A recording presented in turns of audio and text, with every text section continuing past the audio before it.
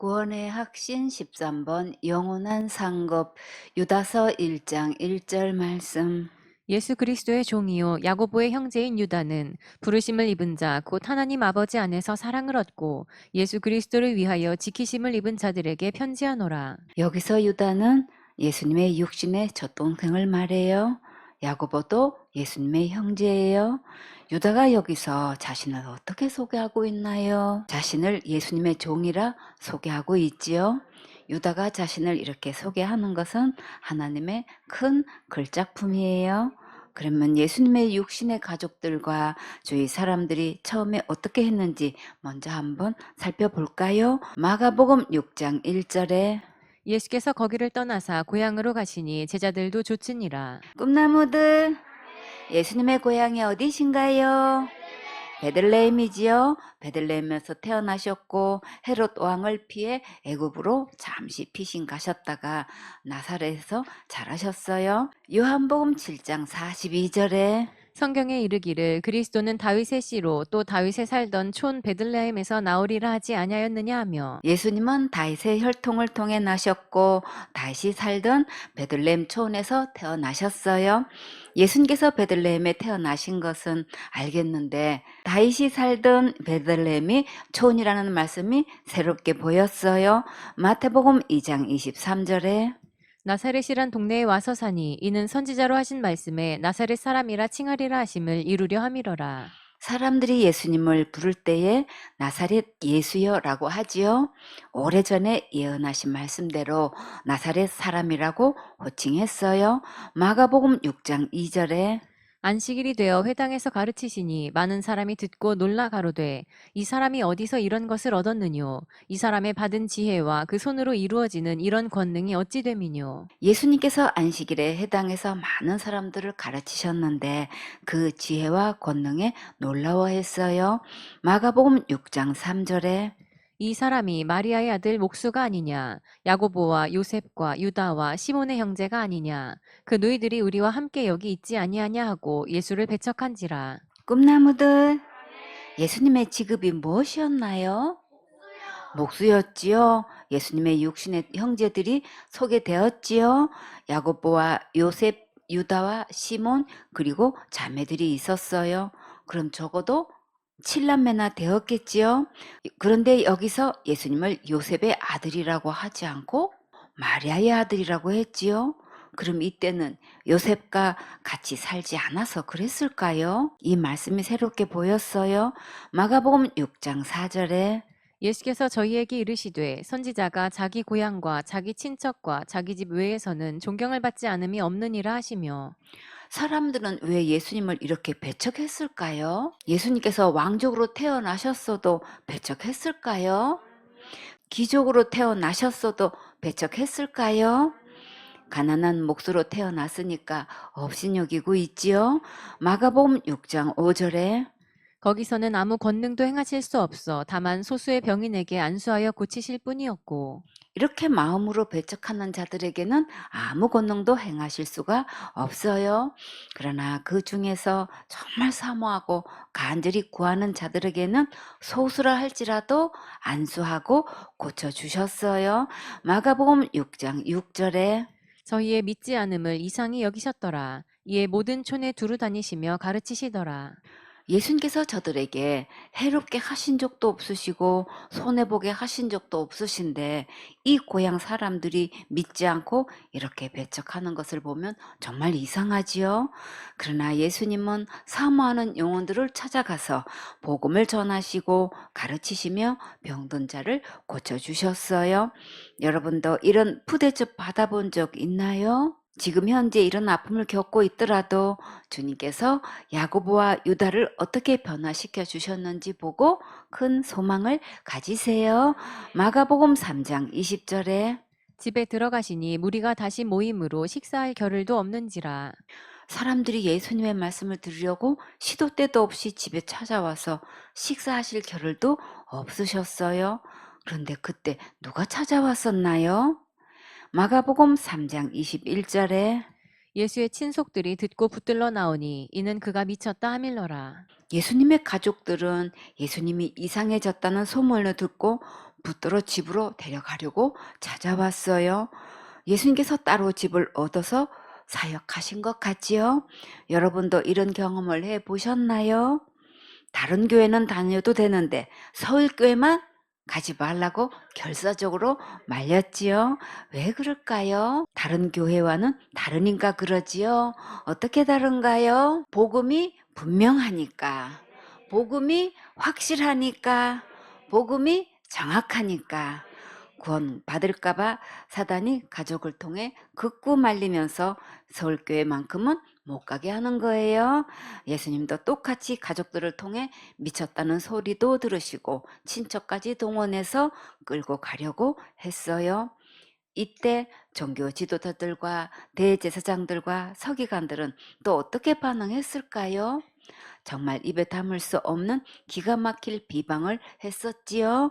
마가복음 3장 22절에 예루살렘에서 내려온 서기관들은 저가 바울세부를 집혔다 하며 또 귀신의 왕을 힘입어 귀신을 쫓아낸다 하니 어떻게 예수님에게 귀신 들렸다고 할 수 있을까요? 정말 말도 안 되지요. 서기관들은 예수님이 귀신 들려서 귀신의 왕의 능력을 힘입어서 귀신을 쫓아낸다고 했어요. 정말 무례의 극치지요. 예수님은 이런 자들을 향해 뭐라고 말씀하셨을까요? 마가복음 3장 23절에 예수께서 저희를 불러다가 비유로 말씀하시되 사단이 어찌 사단을 쫓아낼 수 있느냐. 예수님께서 서기관들을 불러다 앉혀놓고 그들의 말에 얼마나 모순이 있는지 조목조목 다루셨어요. 어떻게 사단이 사단을 쫓아낼 수 있느냐고 하셨지요. 마가복음 3장 24절에 또 만일 나라가 스스로 분쟁하면 그 나라가 설 수 없고 만일 집이 스스로 분쟁하면 그 집이 설 수 없고 만일 사단이 자기를 거스려 일어나 분쟁하면 설 수 없고 이에 망하느니라. 이렇게 자기들끼리 모여서 싸우고 나뉘면 아무것도 할 수 없지요.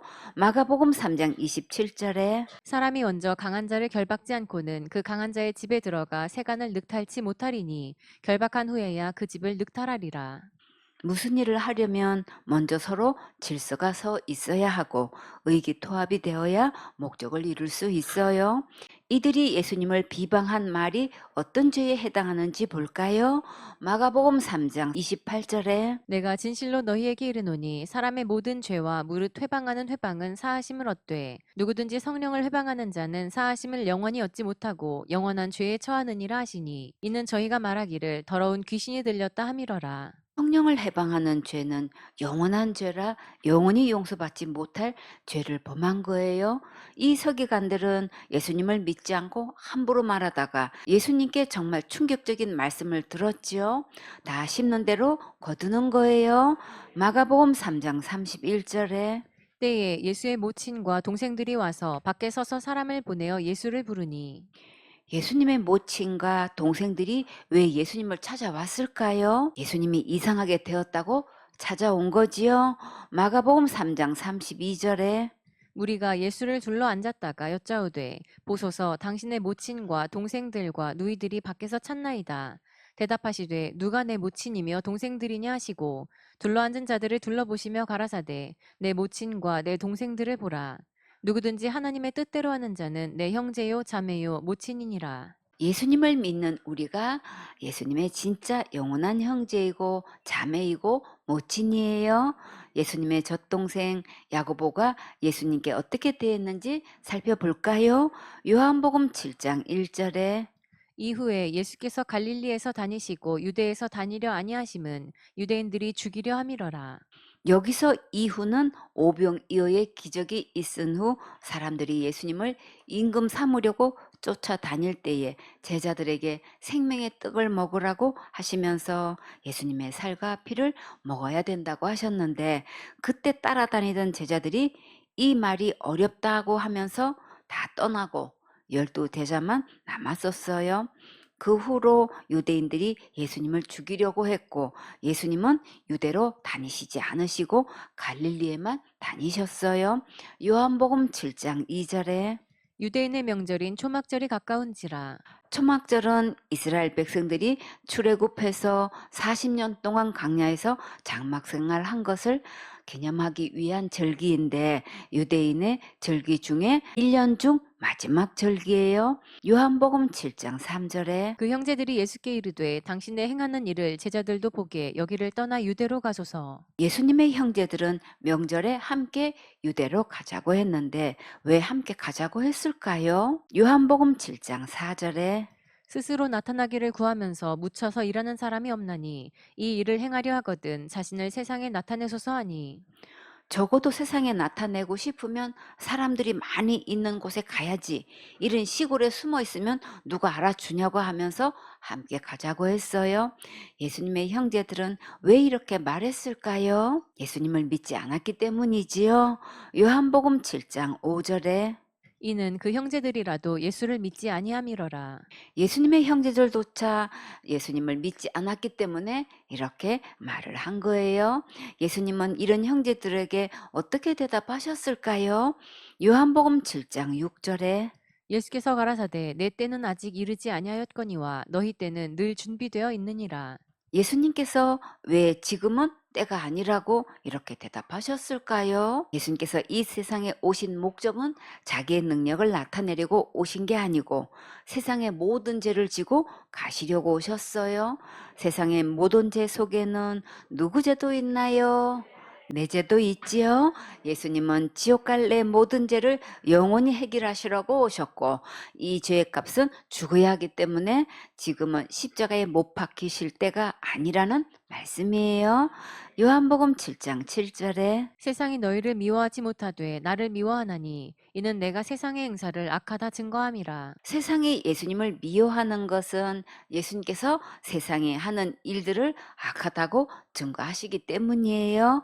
요한복음 7장 8절에 너희는 명절에 올라가라. 나는 내 때가 아직 차지 못하였으니 이 명절에 아직 올라가지 아니하노라. 이 말씀을 하시고 갈릴리에 머물러 계시니라. 그 형제들이 명절에 올라간 후 자기도 올라가시되 나타내지 않고 비밀히 하시니라. 예수님은 믿지 않는 형제들과 동행하지 않으시고 따로 비밀리에 드러나지 않게 올라가셨어요. 처음에는 이렇게 믿지 않았던 형제들이 부활하신 예수님 만난 후에 어떻게 변화되었는지 오늘 본문 말씀 유다서 1장 1절을 통해 다시 한번 볼까요? 유다서 1장 1절에 예수 그리스도의 종이요 야고보의 형제인 유다는 부르심을 입은 자 곧 하나님 아버지 안에서 사랑을 얻고 예수 그리스도를 위하여 지키심을 입은 자들에게 편지하노라. 예수님의 형제 야고보는 유대 예루살렘 교회의 총회장으로 널리 알려져 있었기 때문에 유다는 자기를 이렇게 야고보의 형제라고 소개했어요. 야고보의 형제인 유다는 부르심을 입은 자, 곧 하나님 아버지 안에서 사랑을 얻었다고 했지요. 우리가 어떻게 예수님의 부르심을 받을 수 있을까요? 디모데후서 1장 9절에 하나님이 우리를 구원하사 거룩하신 부르심으로 부르심은 우리의 행위대로 하심이 아니요 오직 자기 뜻과 영원한 때 전부터 그리스도 예수 안에서 우리에게 주신 은혜대로 하심이라. 우리는 예수님의 은혜로 부르심을 받았지요. 이와 같이 지금도 예수님은 우리를 부르고 계셔요. 나는 부족해도 부활하신 예수님 만나면 우리도 야고보처럼 유다처럼 귀하게 쓰임 받을 수 있어요. 부활하신 예수님 만나면 나도 변화될 수 있어요. 부활하신 예수님 만나면 남편도 변화될 수 있어요. 부활하신 예수님 만나면 아내도 변화될 수 있어요. 부활하신 예수님 만나면 자녀도 변화될 수 있어요. 그러니까 소망을 가지세요. 다 같이 주님은 내 편, 항상 내 편, 영원한 내 편. 예수님 안에서 거룩하게 하시고 우리를 부르시는 것은 하나님의 가장 큰 사랑이에요. 예수님의 구원의 선물을 받은 자는 예수님께서 항상 영원히 지켜 보호해 주셔요. 유다서 1장 2절 말씀. 긍휼과 평강과 사랑이 너희에게 더욱 많을지어다. 우리는 항상 예수님의 긍휼이 필요하고 마음에 평안이 있으면 가장 행복해요. 예수님께서 주시는 이 풍성한 사랑이 마음에 가득 넘쳐서 행복을 누리는 멋진 주인공 되세요. 유다는 믿는 형제들에게 어떤 심정으로 이 편지를 썼을까요?